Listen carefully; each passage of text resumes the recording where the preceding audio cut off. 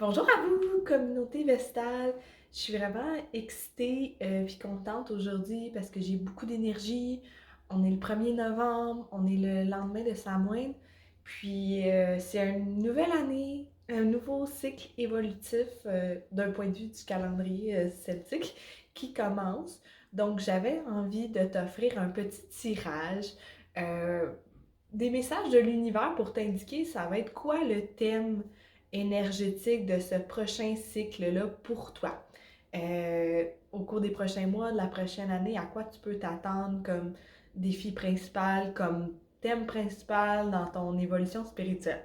Donc, sans plus tarder, on va passer au tirage où ce que tu vas voir, il va y avoir trois cartes, puis tu vas pouvoir choisir ton tirage basé sur ton intuition selon la pierre ou la carte.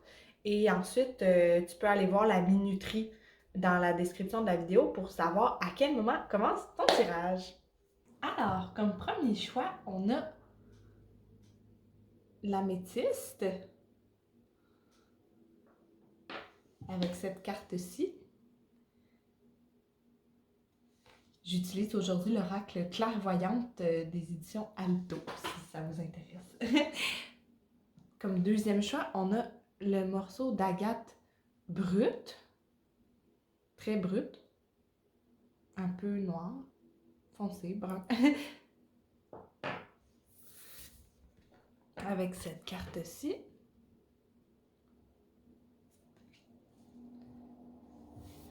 Et comme troisième choix, on a la petite pierre de lune ici, blanche, avec un endos comme ceci pour la carte. Donc, si tu as choisi l'améthyste, ta carte est la muse, comme ça ici. Je ressens beaucoup de choses de cette carte-là.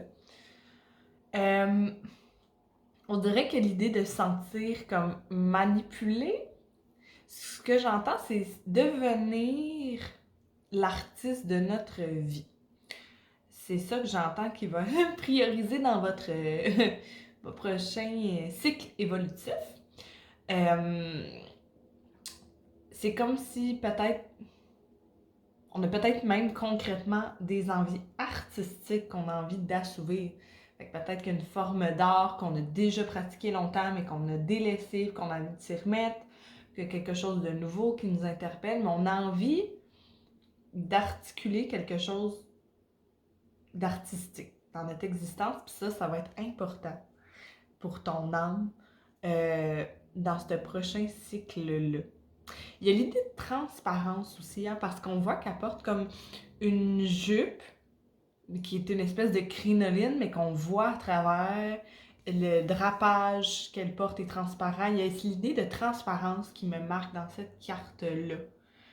Que peut-être qu'avant, on s'est conformé, on s'est laissé manipuler, on s'est conformé à certaines normes sociales, à ce qu'on attendait de nous, de la part de notre entourage. Puis là, on a envie d'être transparent. On a envie que ce soit nous qui tire les cordes de notre existence. Fait qu'il y a cette idée-là de se montrer tel qu'on est aux yeux des autres.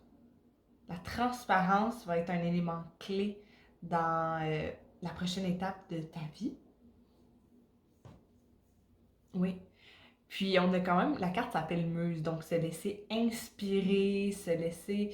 Il y a peut-être des personnes importantes qui vous ont inspiré ou qui vont vous inspirer par le fait qu'elles sont très à l'aise avec elles-mêmes, qu'elles s'assument telles qu'elles sont. Peut-être que c'est des personnes qui vivent de leur art ou de leur création.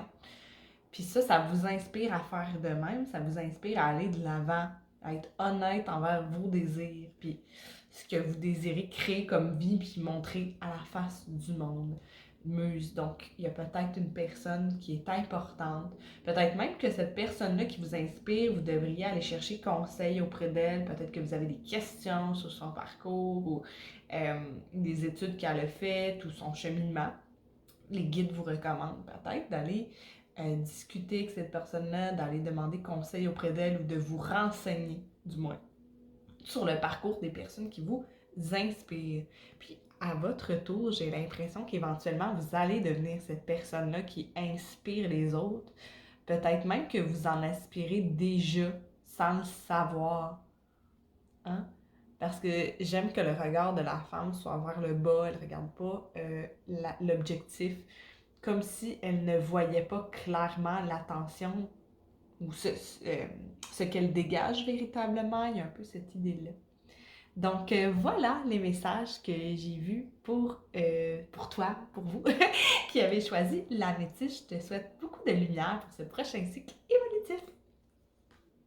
Si tu as choisi l'agate brune foncée, un peu noire brune, ta carte est bébé. Ah! Peut-être que cette idée-là, que littéralement on va accueillir un bébé ou dans notre vie, dans le prochain cycle évolutif, peut-être qu'il y a une grossesse qui est planifiée, qui est en cours, peut-être que c'est déjà votre réalité d'accueillir un bébé au sein de la famille. Il y a cette idée-là. Ce qui est intéressant dans cette carte-là, c'est que l'ours, on voit pas son visage. Il regarde le mur, puis le mur, c'est comme une espèce de couverture, on dirait. Il y a comme du tissu. Il y a peut-être cette idée-là aussi, cette énergie-là de... Parce qu'un mur, c'est censé être rigide. Puis là, ici, il me donne l'impression qu'il est mou.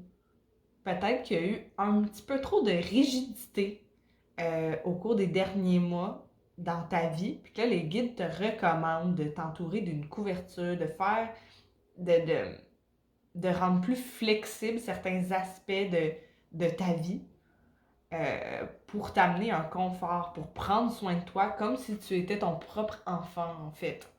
Prendre soin de ton enfant intérieur, prendre soin de toi comme si tu étais ton propre bébé.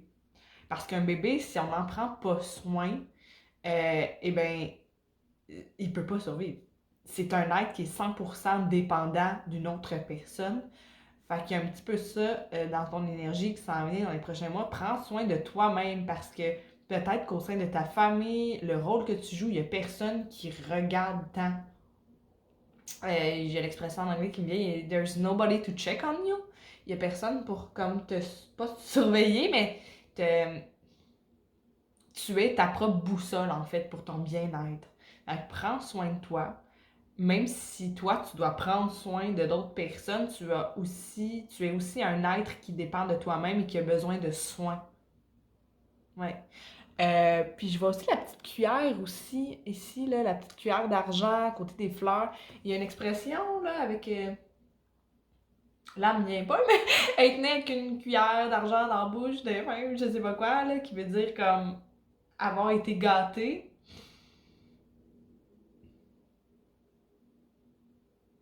Dans ton cas, j'ai plus l'impression que c'est... J'ai pas l'impression que tu t'es surdorloté ou que t'as fait un enfant pourri gâté de toi-même. J'ai plutôt l'impression que c'est le contraire.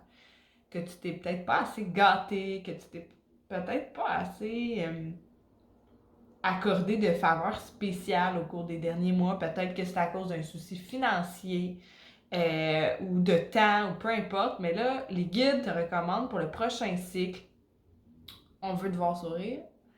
On veut que tu prennes soin de toi. On veut que tu fasses des choses qui t'amènent de la joie, de la légèreté, puis qui sont pas spécifiquement pour un but mercantile, un but de monétaire, professionnel.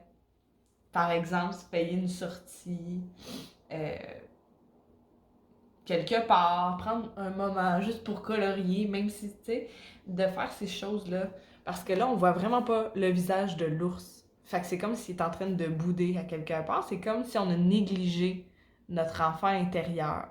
Qu'on l'a laissé dans un coin, il est comme en pénitence. Peut-être qu'on a peur de lui ouvrir la porte aussi.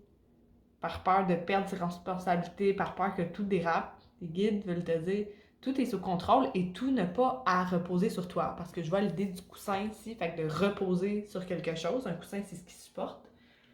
Ça n'a pas être toi que le coussin. Dans ta famille, il y a d'autres personnes, comme un partenaire par exemple, qui sont là pour t'épauler. Puis s'ils sont pas assez là pour t'épauler, c'est d'entreprendre des changements ou de réfléchir à trouver des personnes qui vont réellement t'épauler. Gros message pour le prochain cycle évolutif. J'espère que tu as quand même apprécié. Puis je t'envoie beaucoup d'amour pour ce prochain cycle. Pour ceux qui ont choisi la petite pierre de lune blanche, je dois dire, je sens énormément d'émotions intenses mises sous le tapis, comme refoulées. Au moment où je tirais la carte pour celle-là, déjà la pierre, elle tenait pas dans mes mains, elle arrêtait pas de tomber à terre comme si elle avait peur du message, comme si elle était très fébrile. Puis, au moment où j'ai tiré la carte, mes chats se sont battus, puis j'ai comme lâché un cri hey! Qui me ressemblait pas. Puis j'ai dit, mon Dieu, ça sort d'où cette animosité-là, genre? Puis, quand j'ai allumé l'allumette pour allumer ma sauge, ça a parti en feu, là. Fait que j'ai vraiment l'impression qu'il y a beaucoup de feu qui est étouffé à l'intérieur de toi. Puis que la carte, le message va concerner ça, de laisser sortir. Il y a quelque chose qui a besoin de sortir, qu'on a refoulé. La glace. Je sais pas si elle est là. On voit bien, j'essaie de voir ça. Si on peut bien voir la carte comme ça. Ouais. On voit comme un reflet avec un chandelier, une pomme, des fruits, un squelette, des roses, puis on voit que c'est embrouillé. C'est une carte très intéressante. J'ai l'impression qu'elle nous parle de se regarder soi-même, mais qu'il y a quelque chose en soi qu'on n'est pas capable de voir. En l'occurrence, j'ai l'impression que c'est ce qu'on a refoulé. C'est comme si, pour le prochain cycle évolutif, les guides te suggèrent d'aller désembuer, d'aller ajuster ta vision par rapport à toi-même. Parce que la pierre de lune, la pierre de lune qui est très petite, blanche, très pure, on a l'impression qu'elle est très innocente, que tout va bien, hein? Que tout est doux, tout est lumière. Mais la pierre de lune, c'est aussi une pierre qui est capable de faire ressortir tes pires noirceurs et tes émotions qui ont été refoulées dans ton inconscient. Puis j'ai l'impression qu'il y a quelque chose de cet ordre-là ici.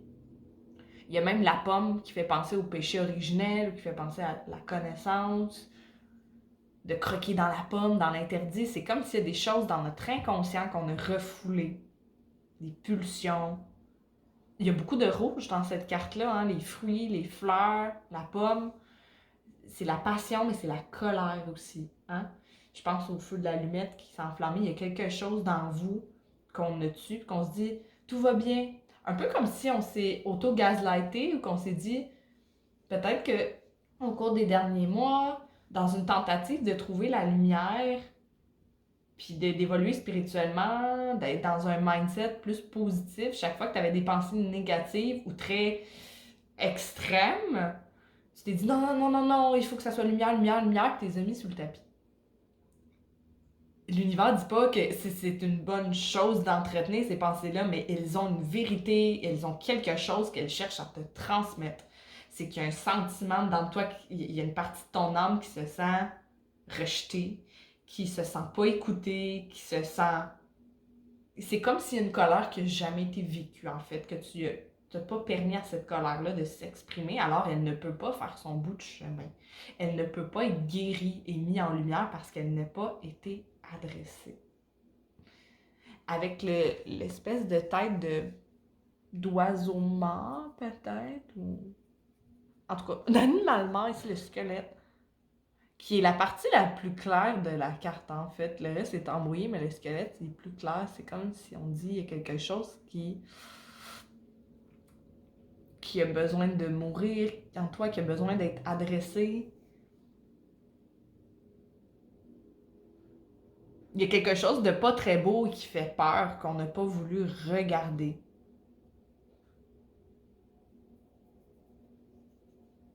Puis là, je vois le chandelier qui a comme 3 bouts. Le 3, je l'associe. Tu sais, peut-être que c'était une situation qui a impliqué 3 personnes.